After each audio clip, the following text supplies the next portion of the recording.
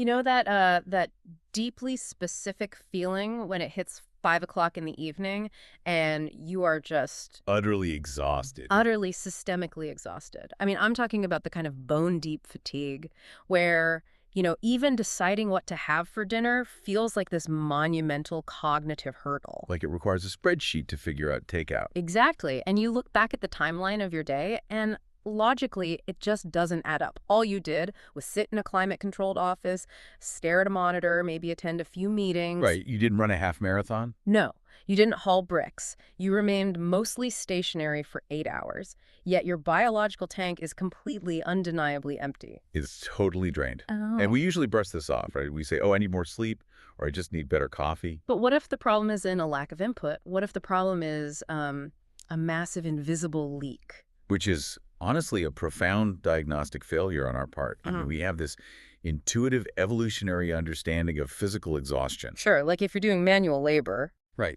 If you chop wood for 6 hours, lactic acid builds up in your muscles, micro tears form in the tissue, and your brain gets this incredibly clear chemical signal that you need horizontal rest. The causality is obvious there. Exactly. But we lack the biological literacy to diagnose modern sedentary exhaustion. We operate under this flawed assumption that because our physical bodies were at rest in a chair, our internal energy reserves should have just remained dormant. Like they were preserved. So we expect to clock out at 5 and be buzzing with all this stored, unspent vitality. And you almost never are. Never. Which brings us perfectly to the source material for today's deep dive. We are examining some genuinely paradigm-shifting translated excerpts from a show called Mission 180. Yeah, specifically their 39th episode. Right, which explores a system they call pranic engineering, so the system of energy conservation. And this text is just remarkable because it takes a concept that Western audiences often relegate to the realm of mysticism, this idea of a life force, or prana. Like a glowing spiritual aura or something. Exactly. And it strips all of that esoteric framing away. It treats human energy exactly like a hard science. It insists we look at our internal vitality not as magic, but as a strictly quantifiable zero-sum resource. Yes. I mean, let's unpack this.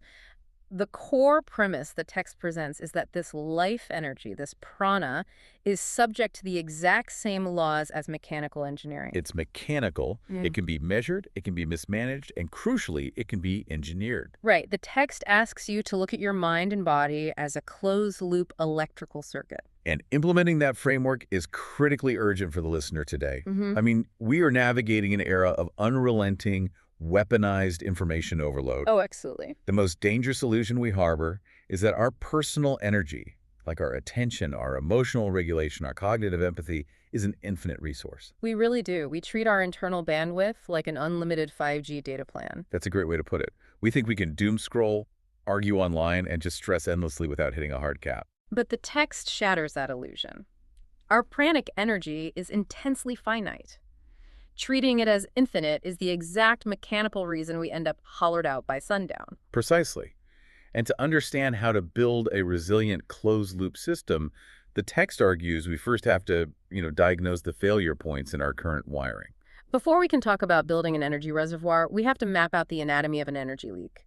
And the source gives us a brilliantly tragic archetype to study. Yeah, a case study named Seth Karodimal. Right. And Seth Karodimal represents the absolute baseline of modern human behavior. He is the cautionary tale because he is entirely reactive to his environment. Yeah, the text outlines Seth's daily operational habits, and honestly, it reads like a diagnostic manual for modern burnout. It really does. So Seth spends a significant portion of his day engaged in workplace or social gossip.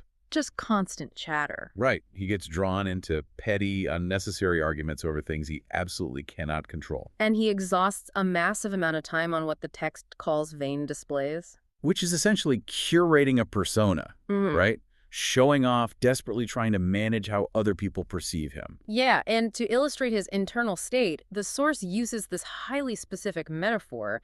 It describes Seth's physiological system as a leaky pitcher. A literal clay pot covered in structural fractures. A fractured vessel.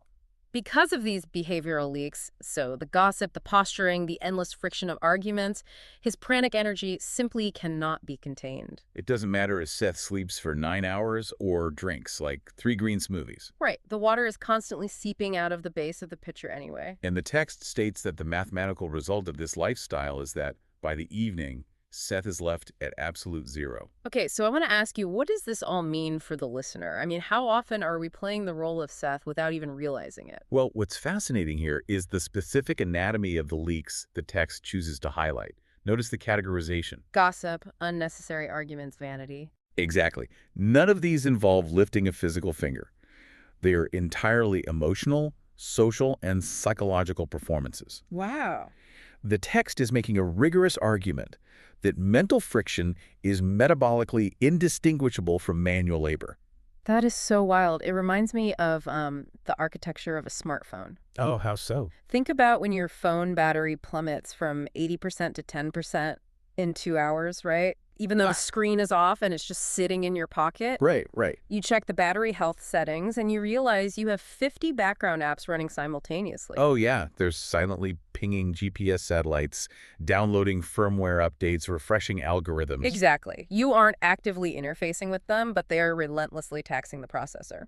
Seth's vanity and his need to engage in gossip are his biological background apps. That is a highly accurate mapping of the neuroscience involved here. Because when you engage in gossip, for instance, you are not just emitting sound waves. You're doing a lot more. You are actively engaging the brain's default mode network.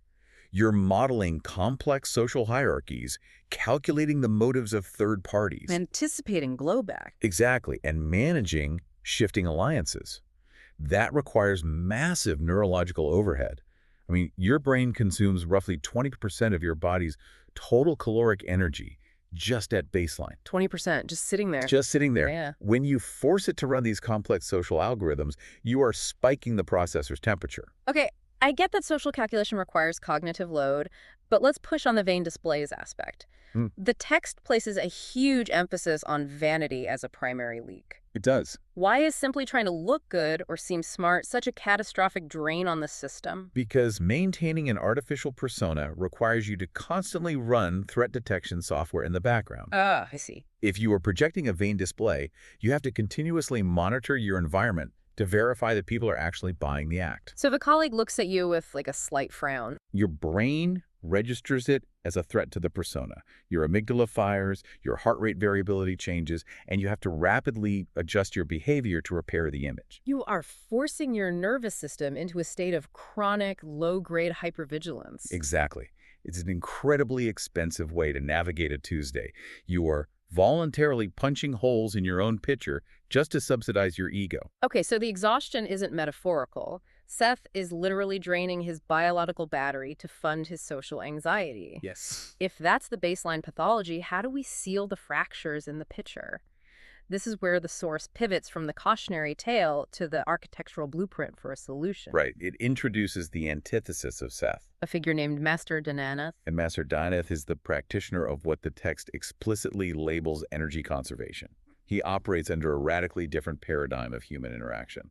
The text explains that Dinanath's core philosophy is that absolutely everything has an energy cost. Everything. We are conditioned to associate metabolic costs exclusively with gross motor function, running, lifting, climbing. But Dinanath recognizes that the act of speaking, the act of forming a complex thought, and even the seemingly passive act of looking demand a tangible withdrawal from the pranic account. It is the ultimate monetization of sensory input and output. He treats his vital capacity like a finite currency vault. Right. And based on this accounting system, the text details Dinanath's specific operational tactics. He speaks very little. He's described as walking slowly and deliberately. He hoards his prana strictly for his ultimate mission, whatever that core purpose may be. But I have to pressure test the application here. Go for it. Walking in slow motion and taking a vow of silence sounds incredibly peaceful if you are sequestered in an ashram. Sure. But is that a workable blueprint for the listener? I mean, if you are managing a chaotic product launch, fielding 50 emails an hour, and trying to get a toddler ready for daycare? You cannot realistically walk in slow motion. No. And you can't refuse to speak. So how do we translate this out of the monastery and into the modern world? It is a necessary distinction to make, honestly. If you read the text purely literally, it sounds fundamentally incompatible with participation in modern society. Right. But the text isn't demanding a literal slow-motion existence where you become a mute hermit. It is demanding the implementation of a ruthless energy budget. Okay, an energy budget. Master Dinanath walking slowly is a physical manifestation of internal intentionality. He is refusing to let the chaotic velocity of the external world dictate his internal metabolic burn rate. Oh, I like that. So it's less about the actual velocity of his legs and more about eliminating the frantic reactive scrambling from one meaningless stimulus to the next. Precisely. It is about nervous system regulation. And to fully grasp this, we have to examine the most radical assertion the text makes. Which is? The idea that even looking has a measurable cost. We treat vision as a passive receptor. We just open our eyes and the world comes in. Right. But every single time you process visual information, a flashing billboard, a cluttered desk, an inflammatory headline, a notification banner dropping down on your screen. Oh, the notifications are the worst. Your brain has to spend a fraction of your pranic energy to perceive the stimulus, identify it, and decide whether or not to engage with it. Even if your decision is to completely ignore the notification. Especially if your decision is to ignore it. Wait, really? Yes. This is where the biology validates the text perfectly. In neuroscience, ignoring a stimulus requires a mechanism called active inhibition. Active inhibition. It is not a passive event. When your phone screen lights up, your brain's reward center registers the flash and triggers a microspike of dopamine, anticipating novel information. Right. To stop yourself from reaching for the phone, your prefrontal cortex has to actively consume glucose to suppress that motor impulse. Wow. You are burning actual physical energy just to not look at your phone. That reframes the entire concept of visual and mental clutter. An unread email badge isn't just an annoyance, it is a metabolic tax. Yes. It forces your prefrontal cortex to continually spend glucose to suppress the urge to click it. Exactly. And once you recognize that looking has a cost, you can start to aggressively audit your sensory budget. So if perception costs currency, maybe you don't scroll through social media while waiting in line at the grocery store. You close your eyes for 60 seconds and stop the cognitive hemorrhage. Wow.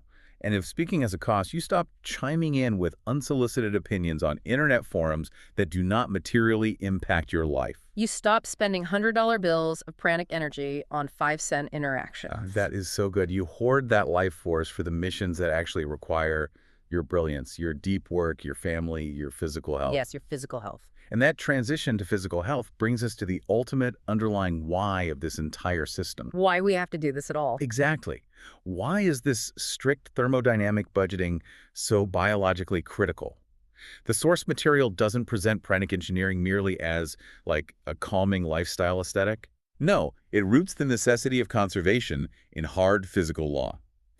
The text introduces what it calls the human principle of thermodynamics. And this is the linchpin of the entire philosophy, isn't it? It absolutely is. It bridges the conceptual idea of life force directly to the first law of thermodynamics, which states that energy can neither be created nor destroyed. It can only be transformed or transferred. Right. It maps perfectly onto biological reality. You do not magically generate new internal energy out of the ether. You intake potential energy through food, breath, and rest. And your cellular machinery transforms it into the kinetic energy of action. And the text lays out a stark, uncompromising consequence. If you spend your daily allotment of transformed energy on the friction of useless chatter, On Seth Karodimal's vain displays. or on the active inhibition of 1,000 digital distractions, there is absolutely nothing left in the budget to fund the body's internal repair system. It establishes human vitality as a strict zero-sum game. Okay, here's where it gets really interesting. I want to build on this idea of an energy budget with a metaphor.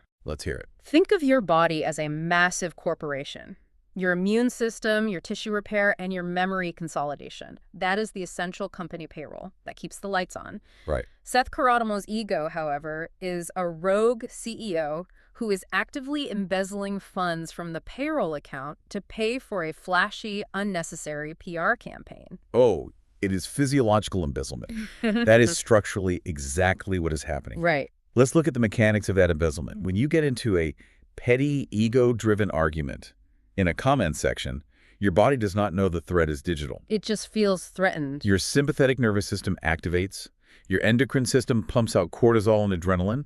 Your liver releases stored glycogen into your bloodstream to prepare your muscles for a physical fight that will never happen. You're converting pranic capacity into raw combustible stress chemistry. Yes. And because of the human principle of thermodynamics, that energy is gone. It has been spent. It has been irrevocably spent on the PR campaign of your ego. Which means tonight, when you go to sleep, the funds are missing from the payroll. Wow. Because sleep is not just a standby mode, right? It is a highly active, energy-intensive biological process. Right. The body's working hard when we sleep. Exactly. When you sleep, your glymphatic system clears metabolic waste from your brain. Macrophages hunt down pathogens. Muscle fibers synthesize protein to repair microtears. And all of that cellular maintenance requires a massive amount of ATP, the fundamental unit of energy in your cells. But if you arrive at 5 o'clock in the evening sitting at absolute zero, like Seth with his fractured pitcher, The internal repair system has no power source to draw from. the factory shuts down. The maintenance crew is sent home. Oh, man. And this perfectly explains the phenomena we discussed at the very beginning of the deep dive. This is why you can sleep for 8 hours and wake up feeling just as hollowed out and exhausted as when your head hit the pillow. The biological battery was never actually recharged because there was no surplus pranic energy left in the system to run the charging mechanism. You bled the battery dry on background apps before the repair cycle could even begin. That is just, it profoundly changes how you view a moment of silence. Oh, completely. If you are sitting in a quiet room, doing absolutely nothing, you aren't being unproductive, you are operating an active, vital charging station. Yes. You are literally allowing the biological surplus to accumulate so the maintenance crew can do their jobs tonight. Stillness ceases to be an absence of activity. Stillness becomes the ultimate proactive health intervention. Which brings us to the distillation of the text.